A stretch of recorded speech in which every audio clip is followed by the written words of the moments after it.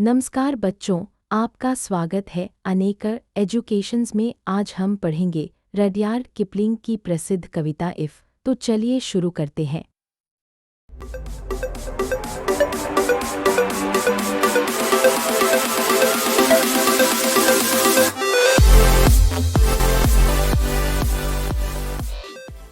If you can keep your head when all about you are losing theirs and blaming it on you. If you can trust yourself when all men doubt you, but make allowance for their doubting too. इसका मतलब है कि जब सब लोग घबराए हों और दोष तुम्हें दे रहे हों, तब भी अगर तुम शांत और संयमित रह सको, और जब लोग तुम पर संदेह करें तब भी तुम स्वयं पर विश्वास रखो और उनके संदेह को भी समझो, तो यह तुम्हारी परिपक्वता है। If you can wait and not be tired by waiting, or being lied about, don't deal in lies, or being hated, don't give way to hating.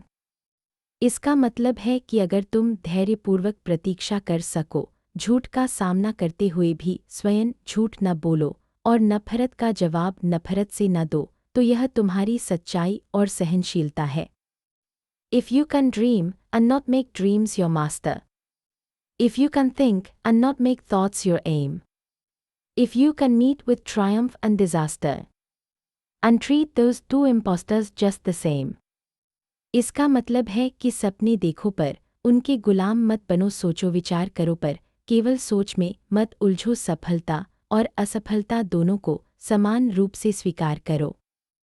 If you can bear to hear the truth you've spoken, twisted by knaves to make a trap for fools, or watch the things you gave your life to broken, and stoop and build em up with worn-out tools. इसका मतलब है कि अगर तुम्हारी कही हुई सच्चाई को लोग तोड़-मरोड़ कर गलत तरीके से इस्तेमाल करें, या तुम्हारी मेहनत से बनी चीज़ें नष्ट हो जाए और फिर भी तुम कमज़ोर साधनों से उसे दोबारा बनाने लगो, तो यह तुम्हारी असली ताकत है। If you can make one heap of all your winnings, and risk it on one turn of pitch and toss, and lose and start again at your beginnings, and never breathe a word about your loss. इसका मतलब है कि अगर तुम अपनी सारी कमाई को दांव पर लगाने का साहस रखते हो और हार जाने पर बिना शिकायत किए फिर से शुरुआत कर सको, तो यह तुम्हारी निडरता और आत्मबल है।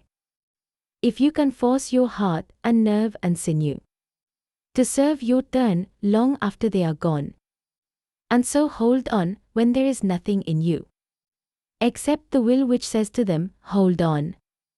इसका मतलब है कि जब तुम्हारा शरीर और मन थक जाए, तब भी यदि तुम अपनी इच्छा शक्ति के सहारे आगे बढ़ते रहो, तो यह तुम्हारे अदम्य साहस का प्रमाण है। If you can talk with crowds and keep your virtue, or walk with kings nor lose the common touch. If neither foes nor loving friends can hurt you. If all men count with you but none too much. इसका मतलब है कि अगर तुम आम लोगों के बीच रहकर भी अपनी अच्छाई बनाए रखो और राजाओं के साथ चलकर भी विनम्र रहो, अगर दुश्मन और दोस्त दोनों तुम्हें विचलित न कर सके और हर इंसान तुम्हारे लिए महत्वपूर्ण हो लेकिन कोई भी अत्यधिक न हो, तो यह तुम्हारी महानता है। If you can fill the unforgiving minute with 60 seconds worth of distance run, yours is the earth and everything that's in it. And which is more, you'll be a man, my son. इसका मतलब है कि अगर तुम हर minute का पूरा उपयोग कर सको और समय को व्यर्थ न जाने दो, तो यह पूरी धरती और इसकी हर चीज़ तुम्हारी होगी, और सबसे बड़ी बात यह कि तुम एक सच्चे परिपक्व इंसान बन जाओगे। अब बच्चे, यह थी कविता इफ। अब हम इस कविता से कुछ महत्वपूर्ण प्रश्न और उनके उत्तर देखेंगे। Question 1, who is the poet of the poem if? इसका मतलब कविता इफ के रचिता कौन है? Answer, the poet of the poem is Rudyard Kipling. इसका मतलब इस कविता के कवि रडयार्ड किपलिंग है। Question 2, what is the central theme of the poem? इसका मतलब इस कविता का मुख्य विषय क्या है? Answer, the poem teaches us the qualities of patience, self control, determination, truthfulness and humility that make a person successful and complete. इसका मतलब यह कविता हमें धैर्य, आत्मसंयम, दृढ़ निश्चय, सच्चाई और विनम्रता जैसे गुणों की शिक्षा देती है जो एक व्यक्ति को सफल और पूर्ण बनाते हैं।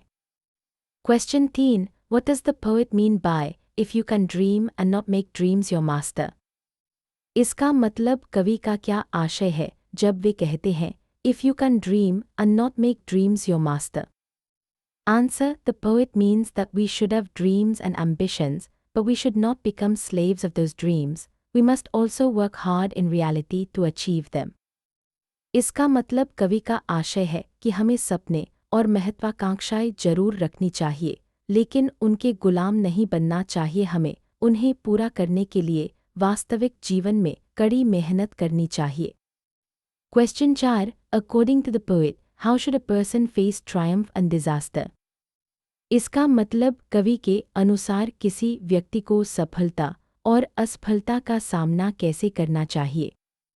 Answer. The poet says that a person should treat both triumph and disaster in the same way, without being too proud in success or too depressed in failure.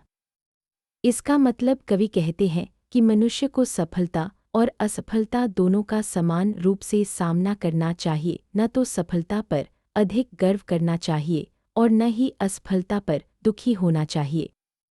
Question 5. What is the ultimate reward mentioned in the poem? इसका मतलबित कविता में अंतिम पुरस्कार क्या बताया गया है।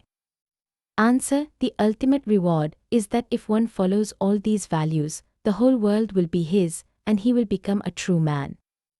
इसका मतलब अंतिम पुरस्कार यह है कि यदि कोई व्यक्ति इन सभी मूल्यों को अपनाता है तो पूरी दुनिया उसकी होगी और वह सच्चे अर्थों में मनुष्य कहलाएगा।